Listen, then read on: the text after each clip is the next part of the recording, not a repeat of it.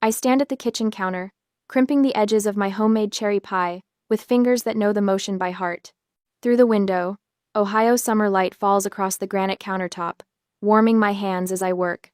From the living room comes the familiar weekend soundtrack, the low drone of baseball announcers, my father's occasional grunt of disapproval at a bad play, my mother's voice calling after my nieces.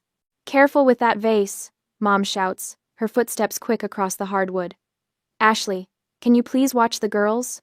My sister doesn't answer. Instead, I hear her voice, bright and professional, streaming from her phone to her online audience. "Ladies, this shawl is 100% cashmere, and we only have 5 left in inventory. VIP members, remember to comment first to reserve yours." I press the last crimp into the pie crust and slide it into the oven, setting the timer before wiping my hands on the dish towel tucked into my waistband. The roasted chicken needs to rest another 10 minutes. The salad is ready in the refrigerator, dressing on the side. Everything timed perfectly for Saturday lunch, just like always. "I got a promotion," I announced to the room, my voice neither too loud nor too soft. Just matter of fact. Senior clinical specialist. They're transferring me to the Raleigh office. The baseball game continues. Ashley's sales pitch doesn't falter. Mom hurries past the kitchen doorway, chasing a giggling 4-year-old. No one looks up. No one says a word. I stand very still in the center of the kitchen, feeling my announcement evaporate into the air like steam. It shouldn't surprise me anymore, this feeling of being invisible, and yet somehow it always does. Later, we gather around the dining table, the one with the scratch near my place that I've polished countless times, never quite able to buff it away. The food I've spent the morning preparing sits in serving dishes I carefully arranged. Golden brown chicken with crisp skin, salad bright with red tomatoes and yellow peppers, warm rolls, and the cherry pie cooling on the counter. "This looks wonderful," Dad says to no one in particular, already spearing a piece of chicken. "Mom, Lily won't eat her vegetables," Ashley complains, barely glancing up from her phone where she's still typing responses to customers. "Willa, would you mind cutting her chicken into smaller pieces?" Mom asks, not waiting for my answer before turning back to Ashley. "How are sales going today, honey?" I cut Lily's chicken into tiny, perfect squares while answering a question no one asked me. The position comes with a 15% raise and relocation bonus. I start in 3 weeks. Ashley's phone pings. $2,000 in sales today already, she announces, looking up for the first time. Mom and Dad both turn to her, their faces bright with the special smiles they save for her accomplishments. "That's wonderful, sweetheart." Mom beams. "Smart business decision taking your boutique online," Dad adds, nodding approvingly.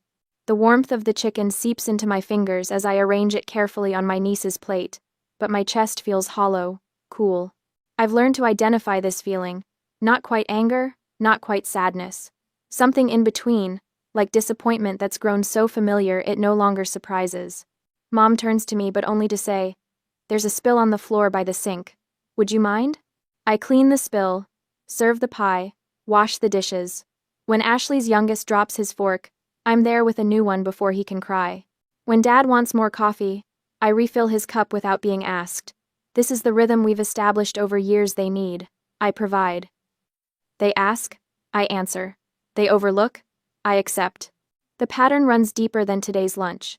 Last Christmas, I spent 4 days helping Ashley wrap her inventory for holiday sales while she attended parties. 3 months ago, I used my vacation days to watch her kids while she went to a fashion expo. 2 weeks before that, I drove Mom to 5 different stores looking for the exact shade of curtains she wanted for Ashley's living room. Ashley has the kids. Mom had explained once when I mentioned the uneven distribution of family responsibilities. She needs more help than you do. The truth hangs in the air between us, unspoken but understood. Ashley has the kids, the struggling business, the constant drama that keeps everyone's attention. I have nothing that makes me essential except my willingness to help. After lunch, while Ashley live streams her afternoon sales session, and Mom takes the girls shopping, I sit at the kitchen counter and compose a message to the family group chat. My fingers hover over the screen before I type. Got my official transfer paperwork today. Moving to Raleigh, NC on the 15th. Promotion to senior clinical specialist. Very excited for this opportunity. I press send, watching the message deliver with its little swoosh animation. One by one, the read receipts appear beside each family member's name. Mom, Dad, Ashley. No responses. I drive home to my apartment across town, the sun setting behind me. My phone pings as I unlock my door, and for a moment, hope flutters in my chest. The notification shows Mom has sent a photo to the group chat. I open it. Ashley's daughter's eating leftover pie, faces smeared with cherry filling. The caption reads, "Someone couldn't wait for dessert." Another ping. Ashley this time. Just hit $2,000 in sales today. New record. I set my phone on the kitchen counter, screen down. Standing alone in my silent apartment, I feel a tear track slowly down my cheek, then another. I don't bother to wipe them away. There's no one here to notice them anyway. The moving day has finally come. The last cardboard box slides into place in the back of the U-Haul. I shut the door with a satisfying thunk, like closing a chapter. My apartment stands empty behind me, a shell I'll never return to. The movers already took the furniture yesterday. My phone vibrates in my pocket. Mom's name flashes on the screen. Come home Saturday to watch Kids for your sister. Her live stream sales have a special event. I stare at the screen, tapping my fingers against the metal door of the truck. 2 weeks since lunch, 2 weeks of silence after my announcement, and now this, a command, not a question. I type back. I can't. I'm going to North Carolina today. No apology, no unnecessary details, just the bald fact. I slide my phone back into my pocket and climb into the driver's seat. The engine rumbles to life, vibrating beneath my hands. 3 states to cross before nightfall. I tune the radio to an oldies station, the Temptations singing about the way things used to be. Hours pass without a reply. The highways stretch before me, mile markers clicking by like memories. My 8th birthday party. Mom hustling everyone outside for cake because Ashley, 12 then, had invited friends over and needed the living room. My high school graduation. Dad leaving halfway through to pick up Ashley from a failed job interview, missing my honor society recognition. My college graduation. The family arriving late, distracted, because Ashley's then boyfriend had just broken up with her. My first promotion. The group dinner I paid for, where Mom spent the entire evening helping Ashley browse apartment listings on her phone. The pattern reveals itself, stretched across the years like the highway before me. Not isolated incidents, but a deliberate architecture. The mountains of West Virginia rise around me, then fall away as I press southward. My phone remains silent until I cross the Virginia border. What do you mean you're going to North Carolina? Mom finally responds, 7 hours later. I don't answer. Let her wonder for once. The radio shifts to Billy Joel singing about moving out. I turn up the volume, one hand steady on the wheel as the landscape changes around me. By sunset, I reach Raleigh. The air feels different here, warmer, fresher somehow. I park outside my temporary apartment complex, climb the stairs with my overnight bag, and fall onto the bed fully clothed. For the first night in 28 years, no one knows exactly where I am. The thought feels dangerous, exhilarating. 3 weeks later, I'm settled enough to recognize my kitchen cabinets in the dark. I've learned the fastest route to work and found a coffee shop that remembers my order. Small victories in a foreign land. My phone lights up one Sunday evening, a notification from the family group chat. Family party this weekend. Aunt Susan turning 60. Come early to set the table and help with kids. Mom again. I stare at the message, a familiar weight settling on my chest. They've completely forgotten, or they're pretending to have forgotten. I'm not sure which is worse. I don't respond. Saturday comes. I spend it unpacking my last boxes, arranging books alphabetically on shelves, placing framed photos of places, not people, on my walls. At 3:17 p.m., my phone explodes with notifications. Where are you? Mom's text shouts in all capitals. Everyone's asking about you. Dad, chiming in unusually. We saved you cherry pie. Ashley, with the least subtle bribe in history. Then, at 5:42 p.m., the incoming missile. I never thought you'd be this selfish. After everything we've done for you. Your sister had to handle all the kids herself while I cooked. Your father had to help arrange the tables. You've let the entire family down. I wait until after dinner, seated on my new couch in my new apartment in my new city. Then I call, not text. This deserves voice. Mom answers on the first ring. Finally decided to acknowledge your responsibilities? Mom, I say, keeping my voice level. I moved to North Carolina almost a month ago. I told everyone. I sent messages. I can't come set tables in Ohio anymore. Well, you could have reminded us, she sniffs. Your sister was very disappointed. I'm sorry she was disappointed. How was Aunt Susan's party? Hectic. Without you here to help. Your father had to, she continues, listing the inconveniences my absence caused. Not once does she ask about my new apartment, my new job, my new life. When she pauses for breath, I try again. The new position is going well. I'm learning. That's nice, dear. Listen, Ashley's thinking about expanding her online boutique and needs some startup money. Since you got that raise, we thought. I have to go, Mom. I interrupt. Someone's at the door. I hang up before she can respond. Sitting in the new silence of my apartment, something inside me goes cold. A circuit tripped. A light extinguished. I've spent my life reaching toward them, straining for acknowledgement, and they've spent theirs looking through me. They don't see me as a person, just a resource. The realization settles into my bones, not with the hot flash of anger but the cool clarity of truth. I've been waiting for something that doesn't exist, their recognition of me as someone with needs, rather than just someone who meets theirs. I stare at my phone, expecting the guilt to come flooding in. The urge to call back, to apologize, to make things right. It doesn't come. Instead, I feel lighter. Like I've set down a heavy bag I've been carrying so long I forgot it was there. For the first time in my life, I don't call back. Don't apologize. Don't explain. The sun sets outside my window, casting long shadows across my new living room. My phone buzzes twice more, then falls silent. I don't check the messages. There's grief in this choice. Yes, the mourning of what should have been, of the family I deserved but never had. But beneath the grief runs a current of something unfamiliar. Relief. In the morning, I wake to birds singing outside my window, and no new messages. My absence hasn't changed their behavior at all. They've simply adjusted their expectations, reallocating my tasks among themselves, grumbling all the while. I make coffee in my quiet kitchen, watching the sunrise paint my walls gold. The world hasn't ended because I prioritized myself, and that, I'm starting to believe, might be the most important lesson of all. The morning sunlight spills across hardwood floors as I step out of the shower. It's been 2 years since I left Ohio. Since I walked away from the family that never quite saw me. 2 years of bonuses, raises, and a life built entirely on my own terms. I towel my hair dry and catch my reflection in the bathroom mirror. At 30, my face has lost the eager-to-please softness it once carried. My shoulders no longer hunch forward, ready to absorb whatever task might be thrown my way. Toby's nails click against the floor as he trots to the bathroom door, his light brown curls still damp from his morning bath. He tilts his head, poodle ears perked in silent question. Yes, Your Majesty, breakfast is next, I tell him, wrapping myself in a robe. My condo in North Hills feels lived in now, not like the temporary spaces I inhabited back in Ohio.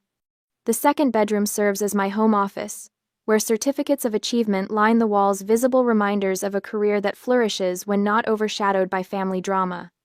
The coffee machine hums to life with a press of a button. While it brews, I prepare Toby's breakfast, his tail wagging in perfect rhythm to the morning routine we've established. There's a peacefulness to these moments, a rhythm untainted by the constant alerts of a family group chat or the sudden demands for my time. Park after work? I ask Toby, who responds with an enthusiastic circle dance that makes me laugh. I'll take that as a yes. The park has become our evening sanctuary. It's where Toby met Benji the beagle 3 months ago, and where I met Jackson, Benji's owner. Jackson runs his fingers through dark hair streaked with early gray as he stands near the dog park fence later that day. At 33, he carries himself with the quiet confidence of someone who builds things that matter. His rehabilitation equipment startup helps people recover from injuries, a purpose I understand intimately through my work with medical devices. There she is, he says as Toby and I approach. I was telling Benji you might stand us up for some exciting medical emergency. And miss watching these two chase squirrels? Never. I release Toby from his leash, watching him bound toward Benji in a flurry of paws and fur. Jackson leans against the fence beside me, our shoulders not quite touching. How was the Cooper presentation? They loved the new device specifications. I smile, still getting used to sharing professional victories with someone who actually wants to hear them. How about the prototype testing? 3 successful trials today. He points toward a bench. Want to sit? We settle onto the bench, a careful few inches between us that somehow feels more intimate than touching. There's none of the desperate need for closeness I used to feel with previous boyfriends, that urgent desire to secure their attention before they noticed my ordinariness. With Jackson, space feels comfortable, not threatening. The evening air carries the scent of grilling meat from a nearby restaurant. My stomach reminds me I skipped lunch for the Cooper presentation. Hungry? Jackson asks, noticing my expression. There's a new place that opened last week. Farm to table. Supposed to be amazing. 40 minutes later, we sit across from each other at a corner table, the restaurant's exposed brick walls and warm lighting creating a cocoon of privacy. I'm midway through describing a challenging client interaction when my phone buzzes. The screen lights up with a notification from the family group chat that has been silent for months. My hand freezes above my water glass. The familiar tightness constricts my chest, that Pavlovian response to family contact that precedes inevitable disappointment. Jackson's eyes flick to my phone, then back to my face, but he doesn't ask. This is what I appreciate most about him. He notices everything but doesn't pry, doesn't demand explanation for my reactions. I turn the phone face down without reading the message. Sorry, I say. Just old patterns trying to resurface. Jackson nods, understanding without needing details. Old patterns have a way of doing that. Doesn't mean we have to follow them. No, I agree, picking up my fork again. We certainly don't. The waiter brings our entrees, and the conversation shifts to Jackson's latest design challenge. By dessert, I've forgotten about the unread message entirely. 3 days later, my cousin Ashlyn perches on my couch, Toby stretched across her lap like a furry blanket. At 22, she's the only family member who's made any effort to stay connected since I moved. This place is gorgeous, Willa, she says, looking around my living room with genuine admiration. The warm lighting casts gentle shadows across the comfortable furniture I chose piece by piece, a stark contrast to the hand-me-downs that furnished my apartment in Ohio. Thanks. It took a while to get it just right. I hand her a glass of wine, settling into the armchair opposite. How's the cross-country adventure going? Exhausting but amazing. Ashlyn scratches behind Toby's ears. I've hit 12 states so far. Raleigh was definitely worth the detour, though. It's nice seeing you. Happy. She says the word like she's discovering it applies to me, and perhaps she is. The Willa she knew in Ohio rarely had cause for happiness. I am happy. I confirm, surprised by how easily I can say it now. Work's going well. I have friends, Jackson. I trail off, feeling my cheeks warm slightly. He seems great, from what you've told me. Ashlyn reaches for her phone. Mind if I take a photo? This room is seriously magazine-worthy. Go ahead. I laugh, watching as she frames the shot, capturing the living room with its carefully arranged bookshelves and the soft glow of my favorite reading lamp. While she types on her phone, I bring our dinner to the coffee table, pasta carbonara made from a recipe Jackson shared. Nothing like the elaborate meals I used to prepare for family gatherings that went unappreciated. Posted, Ashlyn announces, showing me the screen. The photo of my living room looks warm and inviting, but it's her caption that catches my breath. At my cousin Willa's home, she's got her own place, a wonderful boyfriend, and a life worth admiring. That's sweet of you, I say, touched by her genuine support. What neither of us anticipates is how quickly the photo spreads through the extended family network. By morning, notifications flood Ashlyn's phone, likes, comments, and messages from relatives who barely acknowledged my existence before. This is weird, Ashlyn says over breakfast, scrolling through her phone. Aunt Karen wants to know what neighborhood you live in. Uncle Rob is asking if you bought or rent. I take a sip of coffee, unsurprised. They never showed this much interest when I announced my promotion. Oh, it gets better. Ashlyn's thumb pauses over the screen. Your mom commented, so lovely to see how well our Willa is doing. As if she's been involved in your life at all. The hollowness in my chest, that old familiar feeling, doesn't come. Instead, I feel oddly detached, as if observing strangers discuss someone who merely shares my name. Later that afternoon, Ashlyn shows me a screenshot that makes my eyebrows rise. It's a private message from Ashley to my mother. Did you see Willa's place? Looks expensive. You should ask about her financial situation. Remember how she got all those bonuses? Maybe she could help with our situation. Your sister hasn't changed, Ashlyn says, her voice tight with anger on my behalf. No, I agree calmly. She hasn't. That evening, after dropping Ashlyn at her hostel, I tell Jackson about the social media storm while we walk our dogs along a tree-lined path. Are you going to respond to any of them? He asks, voice carefully neutral. I'm not planning to reach out first, I say, after considering for a moment.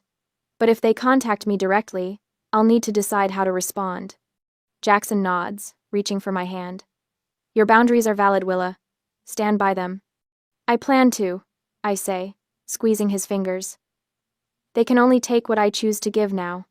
When my phone chimes at 11:43 that night, I'm already half asleep. The screen illuminates with a message from my mother. How have you been, honey? Your father and I miss you so much. Before I can process this sudden affection after 2 years of silence, another notification appears. Ashley this time. So happy you're doing well. Your place looks amazing. My heart rate accelerates as I sit up in bed, Toby lifting his head from his cushion in concern. 2 years of silence, and now this flurry of sudden interest? The final message lands like a bomb. We already booked flights from Columbus to Raleigh. We'll arrive around noon tomorrow. The kids can't wait to see their aunt. I stare at the screen, suspended between disbelief and a ridiculous flicker of hope. Maybe they've changed. Maybe they finally see me. But their timing, right after seeing evidence of my success, tells a different story. My phone rings, Jackson's name appearing on screen. I answer, my voice steadier than I expected. They're coming tomorrow, I say without preamble. All of them. They've already booked flights. His breath catches audibly. That's sudden. Very. What are you thinking? I consider the question, sorting through the tangle of emotions. I'm thinking they wouldn't be coming if Ashlyn hadn't posted that photo. Probably not, he agrees. There's a pause then. If you feel ready, see them. But don't let them make you feel guilty again. As I set my phone down, I realize my hands aren't shaking. The panic I would have felt 2 years ago has been replaced by something cooler, more calculated. They're coming to my territory now, into a life I've built without them. And this time, I make the rules.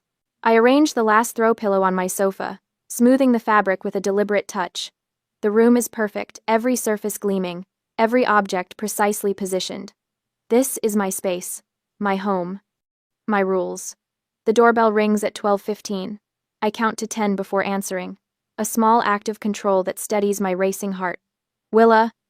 Mom surges forward, wrapping me in a hug so tight, I can smell her familiar perfume, the same scent she's worn since I was a child. Oh, sweetheart, it's been too long. 2 years and 3 months, to be exact. 2 years of birthdays, holidays, and milestones celebrated without a single call. I return her hug with measured pressure, neither pulling away nor melting into her embrace. Dad stands awkwardly behind her, a box in his hands. Hey, kiddo. His hug is brief, one-armed. His eyes already darting past me to the television mounted on my living room wall. Game's on today, Bengals playing. Ashley appears last, her children racing past her into my condo before I can even greet them. Your place is gorgeous, she says, air-kissing my cheek. The girls are so excited to see their aunt. The girls who barely know me because their mother never bothered to maintain our connection. We brought cake, Mom announces, taking the box from Dad. Chocolate. Your favorite. Strawberry shortcake has been my favorite since I was 7. I wonder if she genuinely doesn't remember, or if this is just another small erasure of who I actually am. Thank you, I say, the words falling from my lips with practiced ease. Let me put on some tea. In the kitchen, I hear the television switch on, followed by Dad's satisfied grunt as he finds the game. The girls' voices rise in pitch as they race around my living room, their sneakers thudding against my hardwood floors. From the corner of my eye, I watch one of them grab a crystal paperweight Jackson gave me for my birthday. Amelia. I call out, my voice calm but firm. Please put that back where you found it. Ashley laughs, high and nervous. Oh, they're just exploring, kids, you know. I know they should respect other people's things, I respond, setting the kettle on the stove. In my home, we don't touch what doesn't belong to us. A flicker of surprise crosses her face. The girl carefully returns the paperweight, casting a wary glance in my direction before rejoining her sister. Mom wanders into the kitchen, running her finger along my granite countertop. "This must have cost a fortune," she says, disapproval lacing her words. "Your place is so extravagant." I pour hot water over tea bags, letting them steep. I like my home. "The company must pay you very well." Ashley joins us, leaning against the doorframe. "What's the salary range for someone in your position these days?" I place cookies on a serving plate, taking my time before answering. "Competitive." "But are we talking six figures?" Her voice is casual, but her eyes are sharp. "Do you get bonuses? Stock options?" "The benefits are excellent," I reply, lifting the tea tray. "Shall we sit in the living room?" Ashley's questions continue through our first cup of tea. Does my company match 401 contributions? How much is my mortgage payment? Did I have to put 20% down? Each query designed to assess exactly how much money I might have access to. With each non-answer, her fingers tap faster against her cup, her smile growing tighter. "Dad," I say, during a brief lull in her financial interrogation, "how's your volunteer work with the youth baseball league going?" The shift works. For 10 minutes, conversation flows around safer topics. Dad's coaching, a cousin's new baby, Mom's garden club. I notice how Ashley's shoulders tense with each passing moment that doesn't involve my financial situation. When her oldest daughter knocks over a vase of fresh flowers, sending water across my coffee table, I rise immediately. "Girls," I say firmly, "in this house, we sit calmly on furniture. We don't run or jump on the sofa." "Willa," Mom begins, her voice carrying that familiar tone of correction. "They're just being children, I know, and children need boundaries." I hand each girl a small book from my shelf. "Here. These were my favorites when I was your age." Mom's mouth hangs open, clearly unused to me setting terms in any interaction. Ashley's smile has completely vanished now, replaced by a tight line of frustration. "You've changed," Mom says finally, setting down her teacup with a small clink. "Yes, I agree simply." The room falls silent except for the baseball game and the soft sound of pages turning as the girls, surprisingly, settle into reading. Dad shifts uncomfortably in his seat. Ashley exchanges a look with Mom, one I recognize from years of family dynamics, the signal that it's time to reveal the real purpose of this visit. Mom leans forward, her practiced sigh filling the room. "Willa, sweetheart. Ashley's been struggling." And there it is. The boutique. Ashley jumps in, voice tight with rehearsed emotion. "After 5 years in retail, I thought I was ready. I had the experience, the customer base." The story unfolds like a script they've practiced in the car ride over. Ashley opened her own fashion boutique after years working for someone else. The initial investment came from my parents. The business failed within 8 months.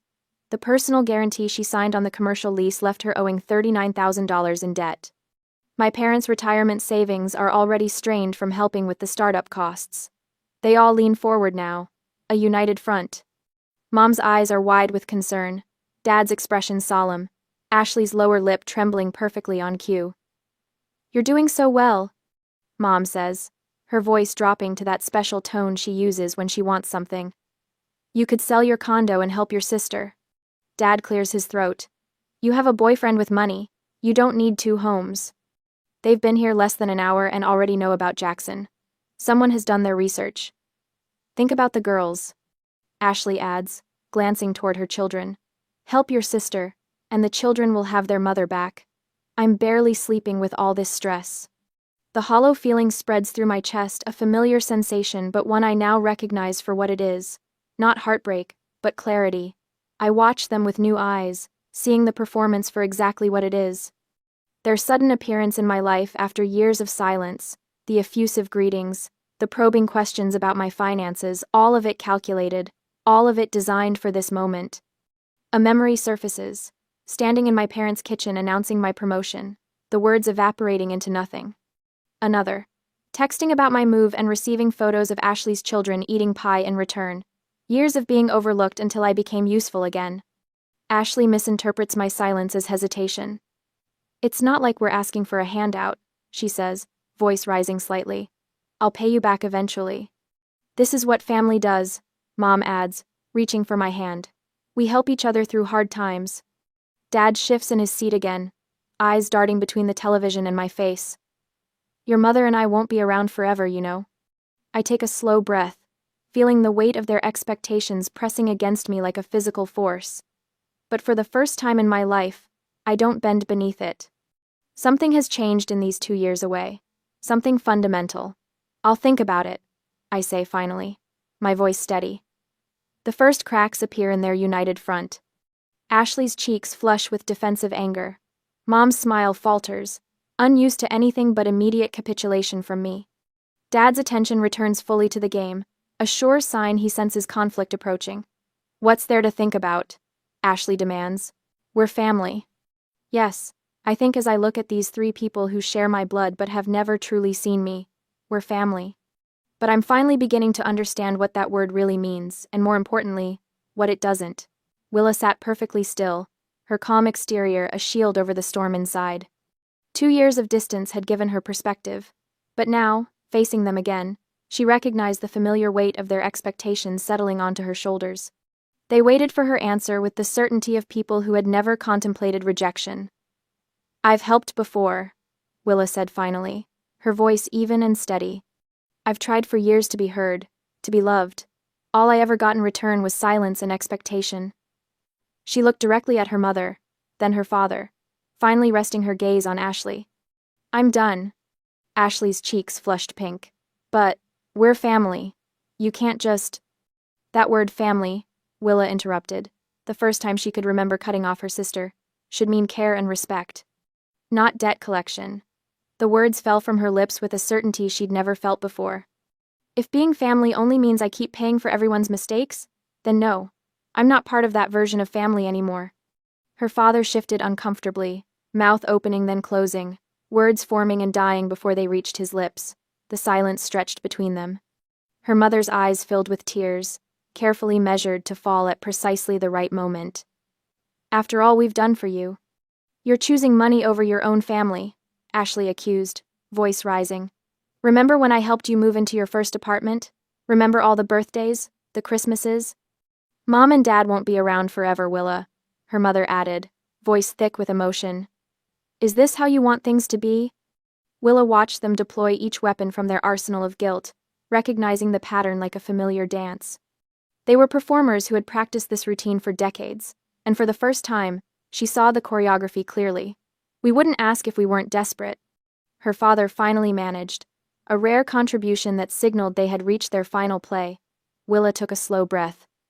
When I got my promotion 2 years ago, I told everyone at Saturday lunch.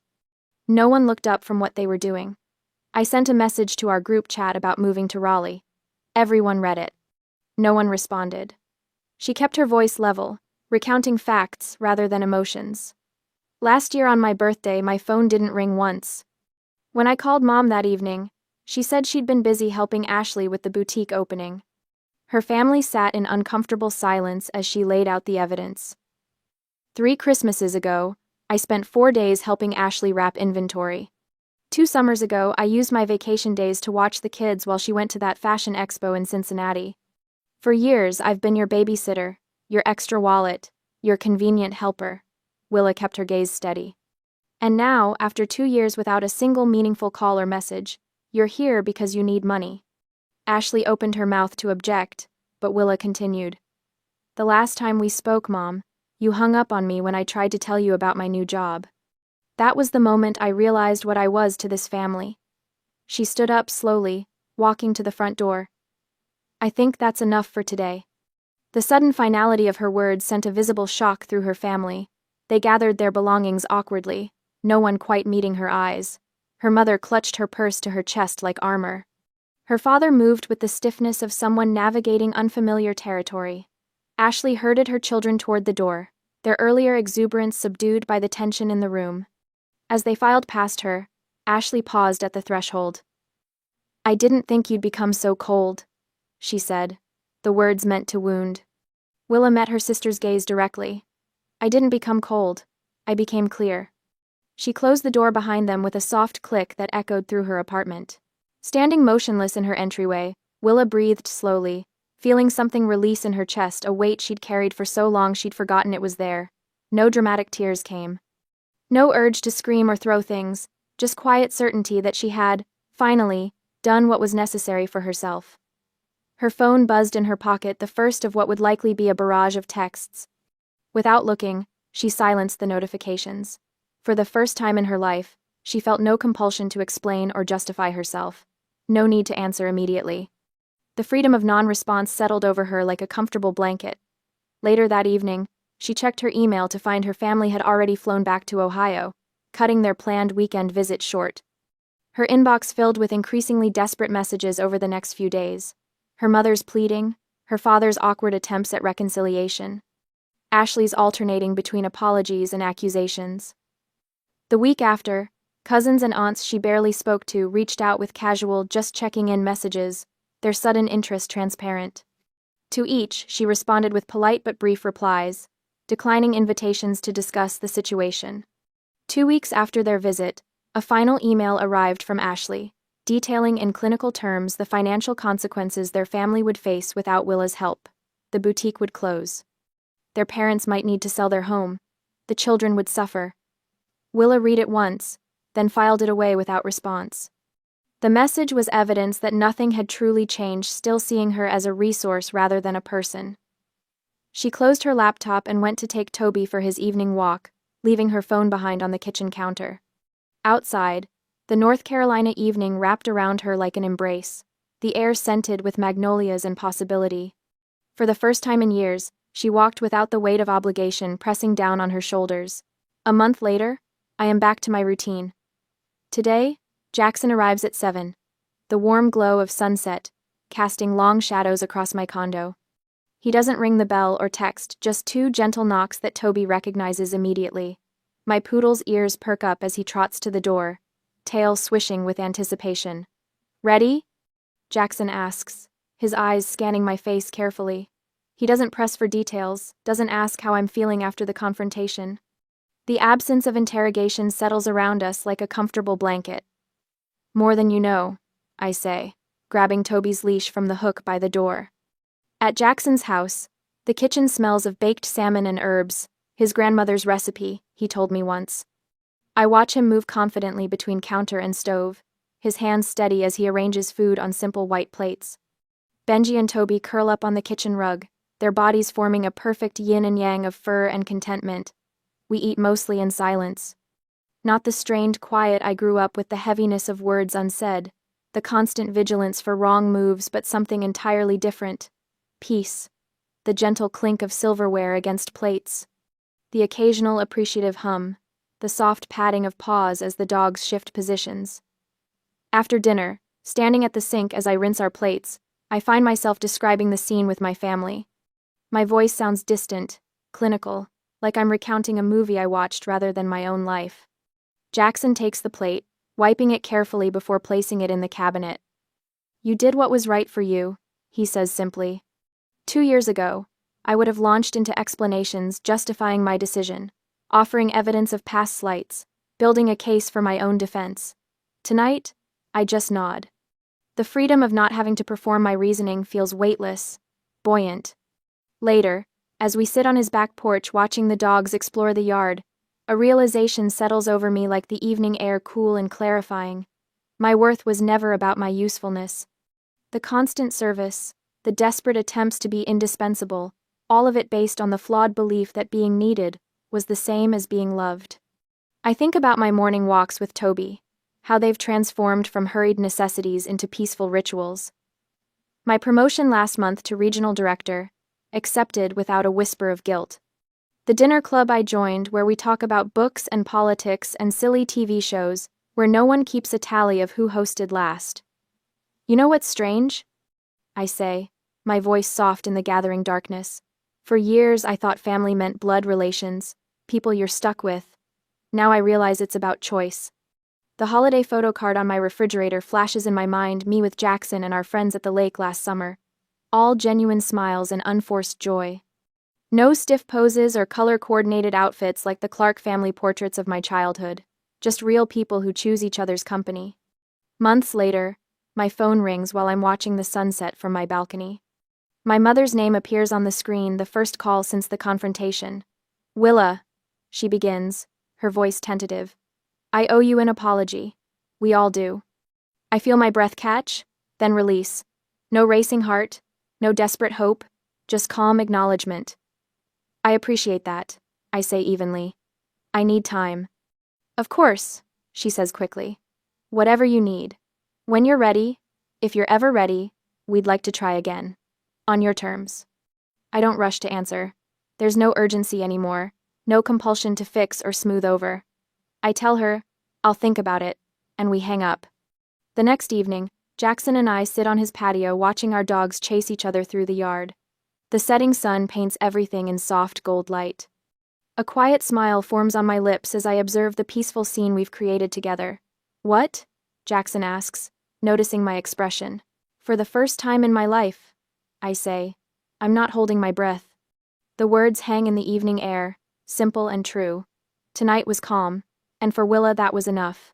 If you were Willa, if your family ignored you for years but came back only for money, what would you do? A. Help them out of family loyalty. B. Refuse, but stay in touch. C. Cut them off completely, to protect your peace. Comment your choice below because sometimes, the hardest thing isn't forgiving them. It's finally stopping yourself from waiting for them to change.